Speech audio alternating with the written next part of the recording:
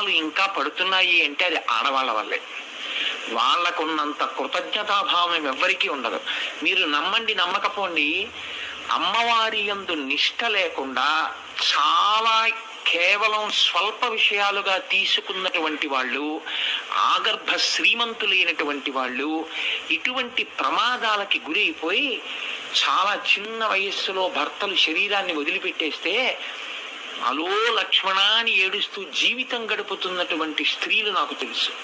నేను ఇది ఎవరిని ఉద్దేశించి నేను మాట్లాడటం లేదు, వైదిక సంస్కృతి యొక్క గొప్పతనాన్ని ఆవిష్కరిస్తున్నానంతే. కాణిపాకం వెళ్ళినప్పుడు నన్ను ప్రత్యేకం గుడి దగ్గరికి వచ్చి ఒక్కసారి రమ్మని కారులో తీసుకెళ్లారు. నాతో వచ్చిన వాళ్ళు ఎవరైనా అప్పుడు ఉండుంటే ఆ జ్ఞాపకం ఉండుంటుంది వాళ్ళకి. మీరు ఉన్నట్టున్నారు, అచ్చయశాస్త్రి గారు ఏదో పెద్ద బృందంతోనే వెళ్ళానప్పుడు నన్ను ఒక కుటుంబం ప్రత్యేకం తీసుకెళ్ళిన తర్వాత ఒక అమ్మాయిని తీసుకొచ్చి వాళ్ళు ఏడిచారు నా దగ్గర. ఆ పిల్లకి పెళ్లి చేసి కొడుకు పుట్టినటువంటి కొద్ది కాలానికే వెళ్ళిపోయాడు భర్త. ఈ గండాన్ని తప్పించే శక్తి ఎవరి చేతిలో ఉంటుందో తెలుసా అండి? భార్య చేతిలో ఉంటుంది. ఆమెకి అందుకే 2 ప్రధాన లక్షణాలు ఉంటాయి వివాహంలో. ఆడదాని బొట్టు అత్యంత ప్రధానం. అందుకే అమంగళత్వం ఎక్కడ కనపడుతుందంటే ఇక్కడే కనపడుతుంది.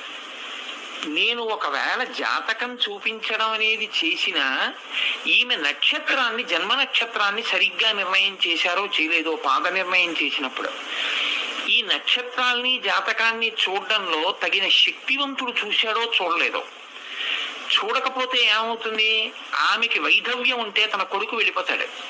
ఇలా వెళ్ళిపోకుండా ఉండడం కోసమని సనాతన ధర్మంలో ఒక గొప్ప ప్రక్రియ ఒకటి చేస్తారు. మంగళసూత్రం కట్టే ముందు తిన్నగా మంగళసూత్రం కట్టించరు. ఎందుకంటే మాంగళ్యం తంతునా నేనా మమ జీవన హేతునా అంటాడు, నేనున్నానని గుర్తు. ఈ మాట అనే ముందు వరుడితో ఒక పని చేయిస్తారు.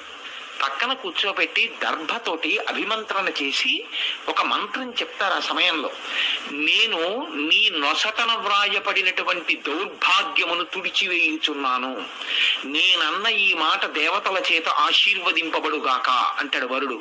అని దర్భని నీట ముంచి ఆమె యొక్క 2 కనుబొమల మధ్యలోంచి పైకి ఇలా అంటాడు. అన్నప్పుడు లలాటమునందు బొట్టు పెట్టుకునే దగ్గర దౌర్భాగ్యం ఉంటే అనగా వైధవ్యము రాశి ఉంటే ఆ ఒక్క సమయంలోనే దేవతలు తొలగిస్తారు. అది ఆడదానికి వరం వివాహ సమయంలో.